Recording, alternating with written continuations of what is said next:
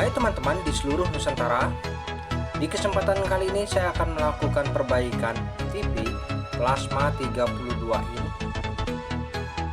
Yang mana TV plasma ini kerusakannya bisa kita lihat. Ini adalah mereknya Samsung. Untuk itu kita akan coba tes terlebih dahulu bagaimana kerusakan dari TV ini. Baik, setelah saya berikan arus sumber, di sini untuk lampu indikatornya cenderung kedap-kedip, pertanda bahwa untuk sistem pada mainboard ini sudah memerintahkan on, namun terjadi protek pada sirkuit, entah itu di bagian Y-main atau Z-mainnya. Oke, ini adalah mereknya Samsung. Dan di sini untuk layar terlihat putih, ya, tidak ada kehidupan sama sekali. Baik, kita coba cabut dulu arusnya. Oke, di sini layar tetap terlihat putih. Memang tipe ini layarnya cenderung putih ya, teman-teman. Oke, setelah kita balik TV-nya, di sini kita bisa lihat untuk tipe dan modelnya. Di sini tipenya adalah PS43E400. Ya, ini adalah TV plasma 43 in. Baik, kita akan coba langsung saja bongkar TV ini. Di sini kita bisa lakukan pembongkaran pada bagian casing belakang ini. Di sini nampak beberapa skrup yang harus kita lepas terlebih dahulu untuk melihat isi dalamnya. Jadi kita akan lakukan pembongkaran TV ini dan kita akan coba perbaiki apa penyebab dari TV ini menjadi protek. Baik, di sini nampak untuk bagian dalam dari TV plasma tipe ini adalah seperti ini ya. Dan kita akan coba perkenalkan per komponen. Di sini nampak terlihat di sini adalah blok power supply. Nah, seperti ini blok power supply-nya. Kemudian di samping sebelah kanan di sini adalah blok Z-main. Nah, seperti ini. Jadi terdapat satu soket ground panel. Lalu di sebelah kiri kita lihat di sini nampak adalah blok Y-main. Nah, seperti ini ya blok Y-mainnya. Dan di sampingnya di sini terdapat blok buffer. Nah, ini adalah blok buffernya. Oke, selanjutnya di tengah sini adalah blok T-con. Nah, ini T-connya. Kemudian di sampingnya sini adalah blok mainboard. Oke, jadi sudah kita perkenalkan satu demi satu komponen yang ada dan ini secara keseluruhannya. Langkah pertama yang harus kita lakukan dalam hal perbaikan TV plasma adalah kita akan coba berikan arus terlebih dahulu ya. Saya pasang dulu soketnya dan coba saya hidupkan. Perhatikan pada lampu T-connya. Untuk yang normal biasanya akan kedap-kedip secara normal, namun di sini nampak terlihat lambat, pertanda ada sesuatu yang tidak beres di rangkaian. Oke, untuk pengecekan awal di sini saya perkenalkan ada VA ya.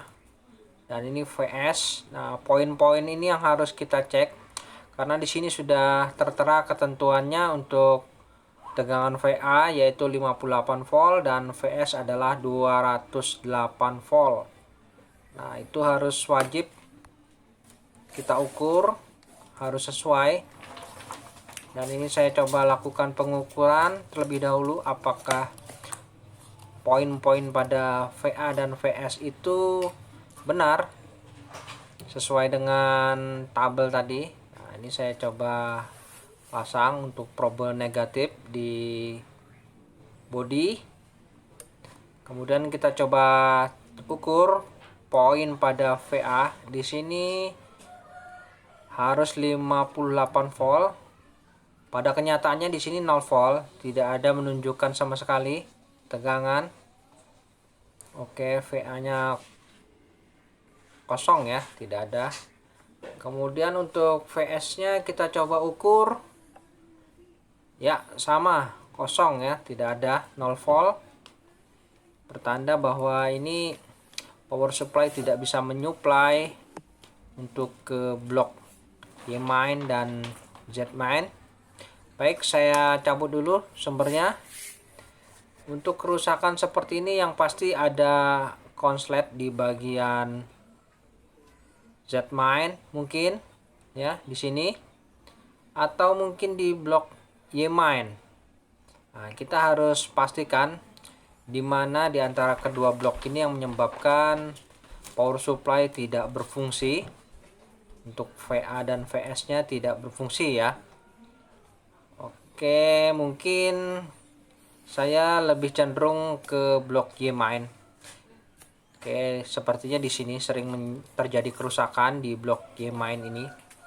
Jadi kita lakukan pelepasan blok ini dan kita akan ukur per komponen terlebih dahulu ya, apakah terjadi short. Ini untuk soketnya kita lepas terlebih dahulu.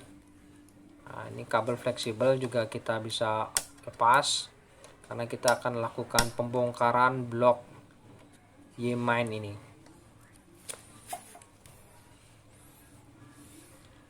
Oke, saya lepas dulu ya blok Y main ini.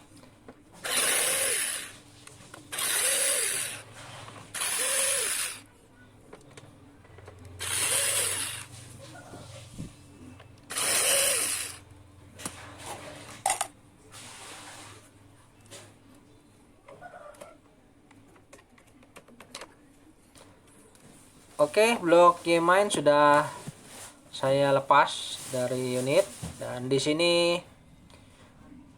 kita perhatikan untuk solderannya masih terlihat rapi.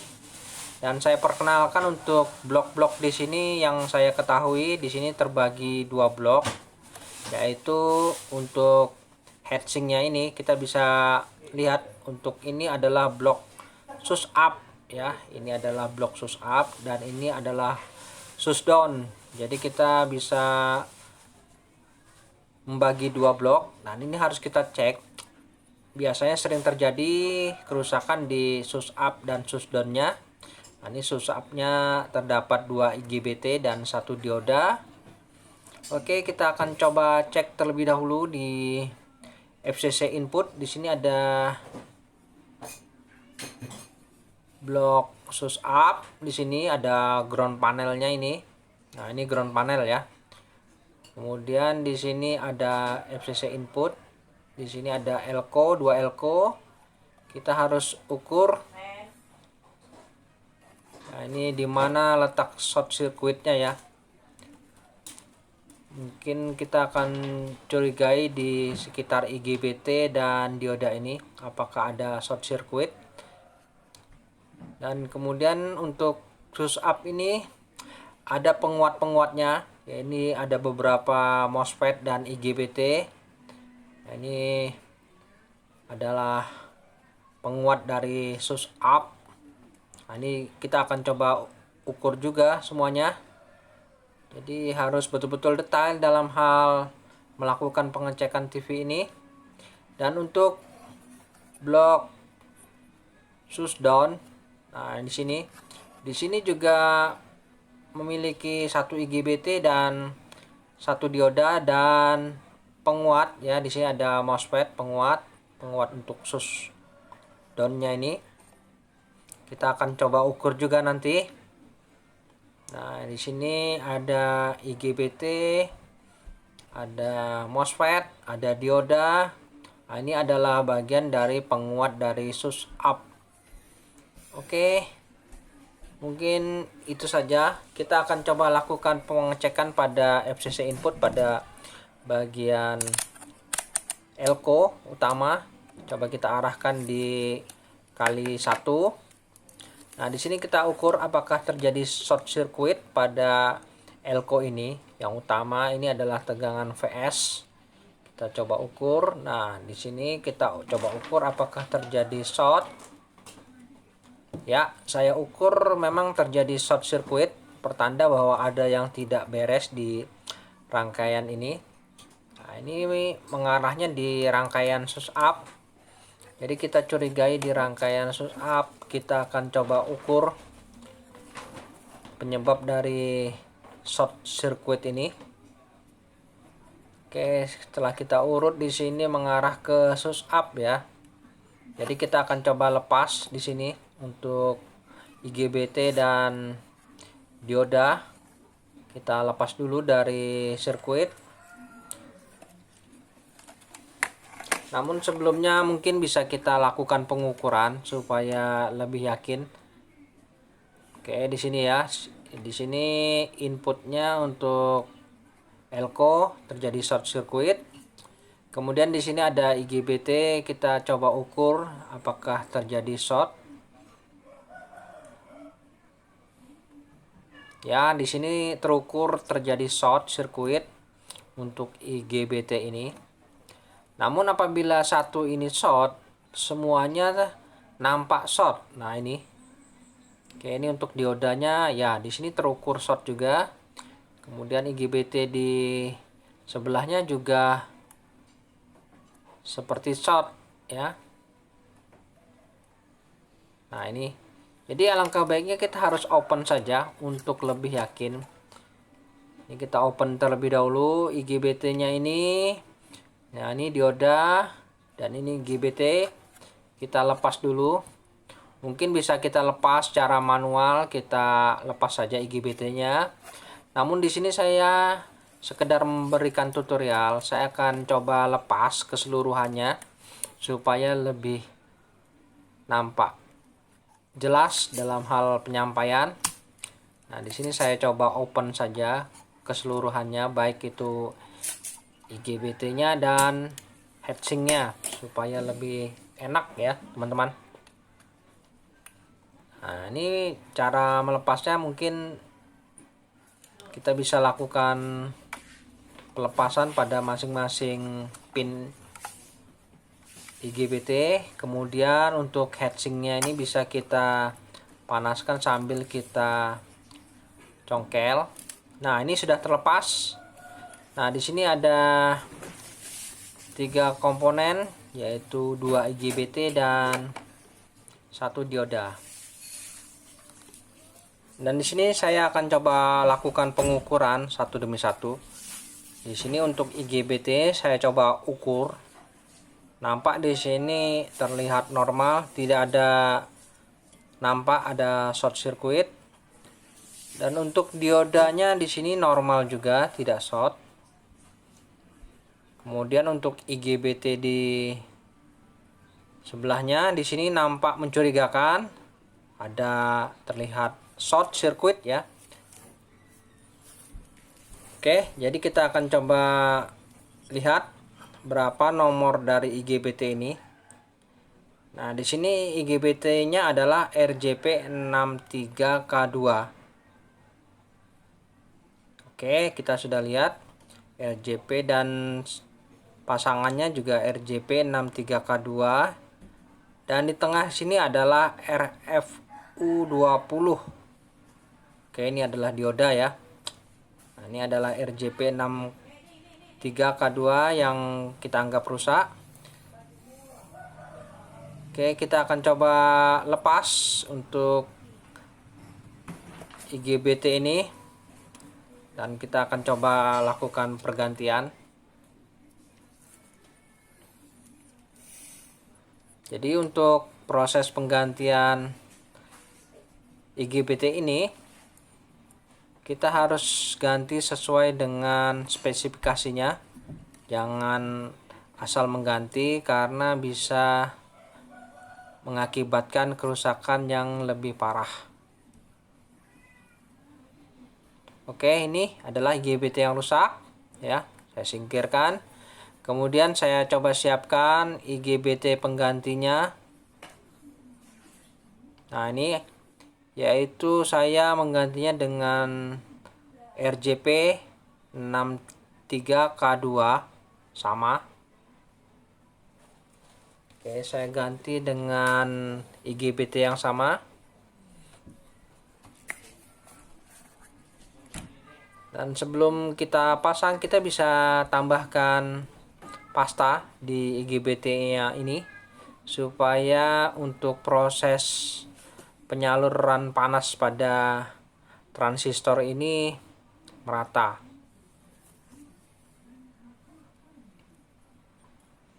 Oke, saya coba pasang terlebih dahulu IGBT-nya.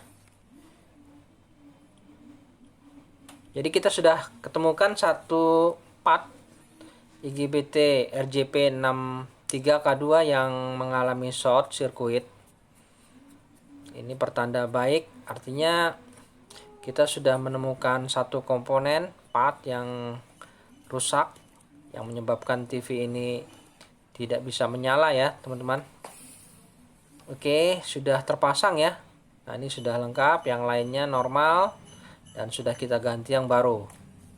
Dan tahap selanjutnya kita harus mencari lagi, tidak usah kita pasang dulu ya, kita cari lagi di bagian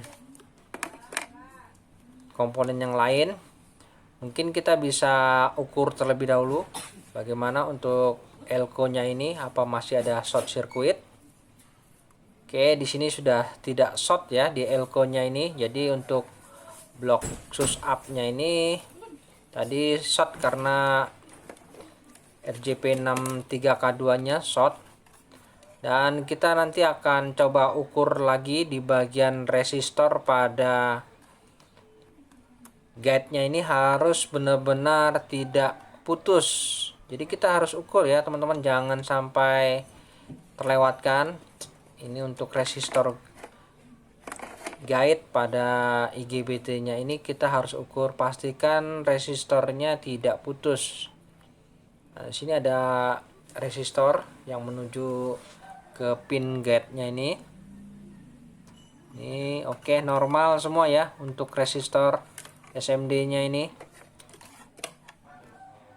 Nah, ini coba kita lihat. Nah, di sini ada resistor. Ini pastikan jangan sampai putus ya. Ya, kalau sampai itu putus mungkin ada masalah lain yang harus kita cek. Nah, ini pastikan resistornya normal, tidak putus. Ya, di sini ada resistor 240 ohm. Ya, ini kita harus ukur. Pastikan ini nggak boleh putus ya, teman-teman. Oke, untuk blok sus up sudah kita cek. Mungkin kita coba cek lagi untuk di bagian susdown-nya. Untuk blok susdown kita coba ukur di IGBT-nya ini apakah terjadi short circuit. Ya, kita coba ukur. Di sini ada IGBT dan dioda. Oke, saya coba ukur. Untuk IGBT di sini saya coba ukur di sini. Nah, di sini nampak terjadi short circuit juga ya di susdown-nya ini. Dan untuk diodanya juga terlihat short. Wah, pertanda ada komponen lagi yang mencurigakan di antara ini. Jadi kita harus open lagi nih untuk susdown-nya ini. Apakah IGBT-nya, apakah diodanya ini yang short ya. Namun untuk lebih yakin lagi saya akan coba lepas terlebih dahulu ya. Jadi untuk proses perbaikan TV plasma ini sebenarnya sih ya tidak begitu susah asal kita teliti. Jadi kita harus pastikan komponen apa saja yang mengakibatkan TV ini mati. Oke, sudah terlepas untuk heatsink pada blok bagian shutdownnya ini. Ini saya coba ukur terlebih dahulu partnya ini.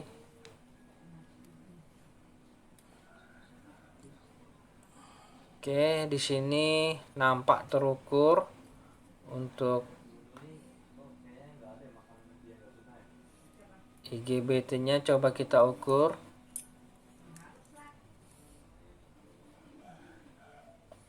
Oke. Oke, sepertinya IGBT-nya ini short ini. Kita ukur ya. Oke, untuk IGBT-nya rusak dan diodanya sepertinya normal tadi. Jadi, kita akan coba lakukan pergantian lagi. Ini adalah IGBT dan serinya adalah 30G124.